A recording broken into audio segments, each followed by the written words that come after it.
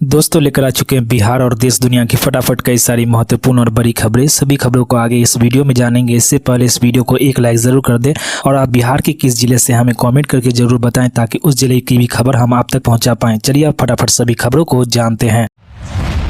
बिहार के विभिन्न सरकारी विभागों में 4.73 लाख कर्मियों के पद खाली हैं। अब नीतीश सरकार ने आउटसोर्सिंग से नियोजित और संविदा नियोजित कर्मियों के पदों का ब्यौरा भी जिलों से मांगा है। अभी तक प्रदेश में स्वीकृत 16.27 लाख पदों में से 11.54 लाख ही विभागों में पदस्थ मिले हैं। सबसे अधिक रिक्तियां शिक्षा विभाग में है, यहाँ 2.17 लाख पद खाली हैं। इसके बाद स्वास्थ्य विभाग में 65,000 पद रिक्त बचे हुए हैं। इसके अलावा गृह विभाग में 42,414, ग्रामीण विकास विभाग में 11,784, नगर विकास में 1948, पंचायती राज विभाग में 5,551 पद खाली हैं। वहीं कृषि विभाग में 3,015, पशु एवं मत्स्य विभाग में 4,814, पथ निर्माण विभाग में 2,465 और ग्रामीण कार्य विभाग में 3,346 पद खाली बचे हुए हैं। जम्मू कश्मीर विधानसभा चुनाव से पहले फारूक अब्दुल्ला की नेशनल कॉन्फ्रेंस और कांग्रेस का गठबंधन हो गया है। अब दोनों पार्टियां मिलकर चुनाव लड़ेगी। इस गठबंधन के बाद बीजेपी कांग्रेस पर हमलावर हो गई है। बिहार बीजेपी के पूर्व अध्यक्ष और डिप्टी सीएम सम्राट चौधरी ने आज पटना के भाजपा प्रदेश मुख्यालय के अटल सभागार से प्रेस कॉन्फ्रेंस कर कांग्रेस समेत इंडिया गठबंधन पर हमला बोला। सम्राट चौधरी ने राहुल गांधी से कई सवाल भी पूछे। उन्होंने कहा कि कांग्रेस समेत पूरा विपक्ष बताए कि क्या वो कश्मीर को भारत का अभिन्न अंग मानते हैं या फिर नहीं। मुख्यमंत्री सम्राट चौधरी ने कहा कि नेशनल कॉन्फ्रेंस कश्मीर को अलग देश बताता है। नेशनल कॉन्फ्रेंस पाकिस्तान से बातचीत करना चाहता है। क्या कांग्रेस उसके साथ है? जो नेशनल कॉन्फ्रेंस कहती है कि वो कश्मीर में धारा 370 और आर्टिकल 35 को फिर से बहाल करेंगे, तो हम जानना चाहते हैं कि कांग्रेस क्या उस नेशनल कॉन्फ्रेंस के साथ है या फिर भारत की जनता के साथ है। बिहार में जमीन सर्वे की प्रक्रिया शुरू होने के बाद भूमि मालिक अपनी संपत्ति के कागजात खोजने में लगे हुए हैं। इस प्रक्रिया में कई तरह की परेशानियों का सामना करना पड़ रहा है। कई जमीन मालिक ऐसे हैं जिनकी प्रॉपर्टी के कागजात खो गए हैं। कुछ लोग ऐसे भी हैं जिन्होंने अपनी जमीन पर बैंक से कर्ज ले रखा है, तो सर्वे के लिए रजिस्ट्री नहीं मिल पा रही है। इन लोगों के मन में सवाल है कि अपनी जमीन का केवाला कैसे निकाले जाए। हम आपको एक आसान तरीका बताने जा रहे हैं जिसके जरिए आप घर बैठे अपनी जमीन के कागजात डाउनलोड कर सकते हैं। सबसे पहले जानते हैं कि जमीन का केवाला क्या होता है। दरअसल इसका आशय जमीन की पंजीयन कागजों से है, यानी कि निबंधन कार्यालय में जमीन की रजिस्ट्री कराने के बाद जो कागजात भूमि मालिकों को मिलते हैं उसे ही केवाला कहा जाता है। अगर आपको केवाला नहीं है तो चिंता न करें, आप घर बैठे ऑनलाइन जमीन के कागजात प्राप्त कर सकते हैं। इसके लिए आपको एक वेबसाइट पर जाना होगा, nibandan.bihar.gov.in पर, और वहां से आप आसानी से डाउनलोड कर सकते हैं। मुख्यमंत्री नीतीश कुमार कल पूर्णिया दौरे पर थे। इस दौरान उन्होंने पूर्णिया स्थित चूनापुर हवाई अड्डे का कार्य तेजी से पूरा करने का निर्देश दिया और हवाई अड्डे का एरियल सर्वे भी किया और फिर चूनापुर सैन्य हवाई अड्डे पर उच्च स्तरीय समीक्षा बैठक की। साथ ही हवाई अड्डे से सटे गोवासी में अधिग्रहित भूमि का भी निरीक्षण किया। आपको बता दें कि पूर्णिया से हवाई सेवा की जल्द शुरुआत होने वाली है। पूर्णिया एयरपोर्ट के सिविल एन्क्लेव में विकास के लिए बिहार सरकार द्वारा 2 वर्ष पहले अधिग्रहित 52.18 एकड़ जमीन का handover airport authority of India शीघ्र करेगी। एयरपोर्ट अथॉरिटी ऑफ इंडिया की अतिरिक्त 15 एकड़ जमीन की मांग के अनुरूप प्रक्रियाधीन अधिग्रहण बगैर बचाव के शीघ्र पूर्ण हो जाएगी। पूर्णिया एयरपोर्ट के सिविल इनक्लेव के परिचालन हेतु अधिग्रहित एवं अधिग्रहण के लिए प्रस्तावित भूमि का NH 31 से 4 लेन कनेक्टिविटी भी होगा। जमीन के बदले नौकरी के केस में आरजेडी लालू यादव, तेजस्वी यादव समेत 10 लोग को थोड़ी राहत मिली है। दिल्ली की राउत एवेन्यू कोर्ट ने समन का आदेश टाल दिया है और अब मामले की अगली सुनवाई 7 सितंबर को होगा। इससे पहले कोर्ट ने इस मामले के आरोपियों को समन भेजने पर फैसला सुरक्षित रख लिया था। विशेष न्यायाधीश विशाल गोगने ने प्रवर्तन निदेशालय की दलीलें सुनने के बाद अभियोजन पक्ष की शिकायत पर आदेश सुरक्षित रख लिया था। ईडी ने इस मामले में 6 अगस्त को सप्लीमेंट्री चार्जशीट दाखिल की थी, जिस पर आज सुनवाई हुई और अदालत ने समन का आदेश टाल दिया। ईडी सीबीआई की FIR के आधार पर इस केस की जांच कर रही है। प्रवर्तन निदेशालय ने कोर्ट को बताया था कि आरोपियों के खिलाफ मुकदमा चलाने के लिए पर्याप्त सबूत है। ईडी ने सीबीआई द्वारा दर्ज की गई FIR के आधार पर अपने मामले टाल दिए हैं।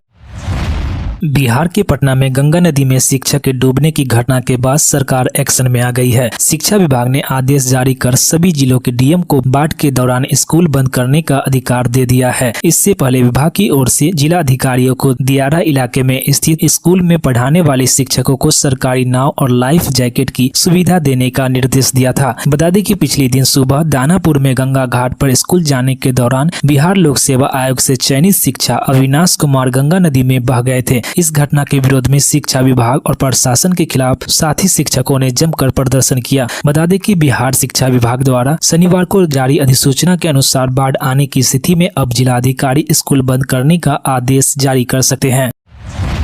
नीतीश कुमार की अध्यक्षता वाली जनता दल यूनाइटेड में बड़े बदलाव किए गए हैं। पुरानी प्रदेश कमेटी को भंग करते हुए नई राज्य कमेटी का गठन हुआ है, जिसमें 115 पदाधिकारी बनाए गए हैं। साथ ही राजनीतिक सलाहकार समिति को तत्काल प्रभाव से भंग कर दिया गया है। जदयू के प्रदेश अध्यक्ष उमेश कुशवाहा ने नए पदाधिकारियों को बधाई दी है। जदयू ने नई प्रदेश कमेटी में 10 उपाध्यक्ष, 49 प्रदेश महासचिव, 46 प्रदेश सचिव, 9 प्रवक्ता और 1 कोषाध्यक्ष बनाए गए हैं। बीते साल मार्च 2023 में बनाए राज्य कमेटी में 251 पदाधिकारी थे, जिसे अब घटाकर 115 कर दिया गया है, जिसमें कई पदाधिकारी की छुट्टी कर दी गई है।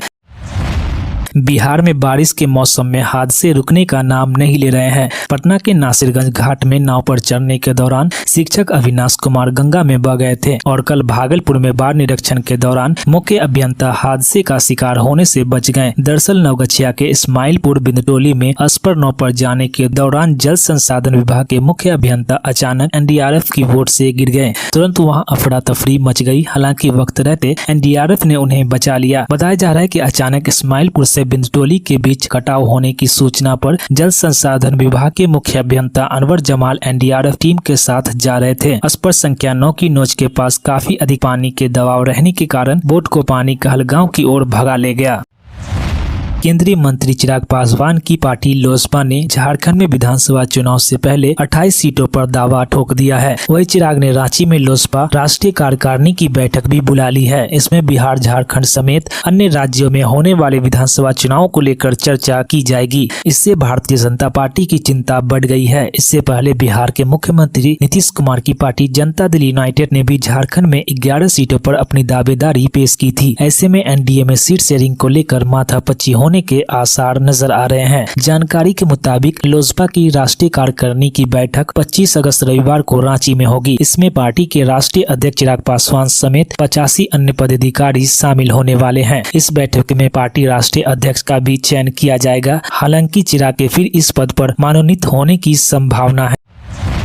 भूमि सर्वेक्षण की प्रक्रिया शुरू हो गई है। अगर कोई पैतृक या पुश्तैनी जमीन है, उसका बंटवारा नहीं हुआ है, तो उसमें बेटों के साथ बेटियों को भी बराबर का हिस्सेदार माना जाएगा। खतियान में बहन बेटियों का भी नाम दर्ज कराना होगा। साल 2005 में सुप्रीम कोर्ट के फैसले के तहत हिंदू उत्तराधिकार अधिनियम की धारा 6 के संशोधन कर पैतृक संपत्ति में पुत्री को पुत्र के बराबर हक दिया गया था। इसी को आधार बनाकर बिहार सरकार ने भूमि सर्वेक्षण में बेटियों के अधिकार को सुनिश्चित किया है। राज्य के सभी जिलों के गाँव कस्बों में जमीन सर्वे की बाधाओं को दूर करने और जमीन मालिकों को जागरूक करने के लिए ग्राम सभा एवं शिविरों का आयोजन किया जा रहा है। सारण जिले के वित्तीय अंचल में भी ये शिविर लग रहे हैं। इसी सिलसिले में जिला बंदोबस्त पदाधिकारी संजय कुमार ने सदर प्रखंड की विभिन्न पंचायतों में बैठक की। इस दौरान उन्होंने बताया कि जमीन खतियान में बेटी का नाम दर्ज कराना अनिवार्य है। बिहार सरकार ने विशेष सर्वेक्षण में बेटियों को बराबर का हिस्सेदार मानते हुए खतियान में नाम दर्ज कराने का आदेश जारी कर दिया है।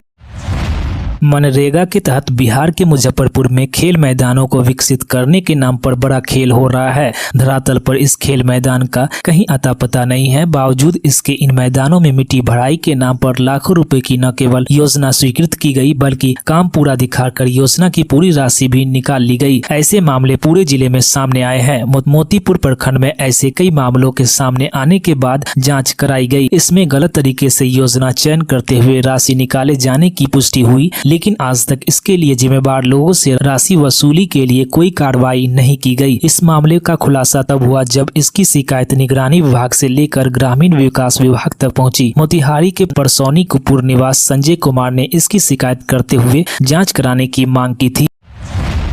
2027 में होने वाली विधानसभा चुनाव में एक बार फिर मायावती और अखिलेश यादव एक हो सकते हैं। बसपा और सपा के गठबंधन को लेकर समाजवादी पार्टी के राष्ट्रीय महासचिव राम अचल राजभर ने दावा किया है। उन्होंने कहा कि सामाजिक न्याय के मुद्दे पर आगामी विधानसभा चुनाव में अखिलेश यादव और मायावती फिर से एक मंच पर देखे जा सकते हैं। शनिवार को वाराणसी पहुंचे राम अचल राजभर ने कहा कि वर्तमान में सामाजिक न्याय बहुत ही ज्वलंत मुद्दा है। उन्होंने कहा कि जिस तरीके से सत्ताधारी दल सामाजिक न्याय का हनन कर रहा है, उसे देखते हुए सभी राजनीतिक दलों को एक हो जाना चाहिए। मायावती के भ्रष्टम सीएम संबंधित बीजेपी नेता राजेश चौधरी के बयान पर प्रतिक्रिया व्यक्त करते हुए राजभर ने कहा कि ऐसा बयान देने वालों को पहले अपनी गिरेबान में झांकने चाहिए। तो दोस्तों, इसके साथ ही खबर समाप्त होती है। और भी ऐसी खबरों के लिए इस वीडियो को एक लाइक जरूर कर दें। हमारे चैनल पे नए हैं तो चैनल को भी जरूर सब्सक्राइब कर लें। तो मिलते हैं अगली खबरों में, तब तक के लिए जय हिंद, जय भारत, जय बिहार।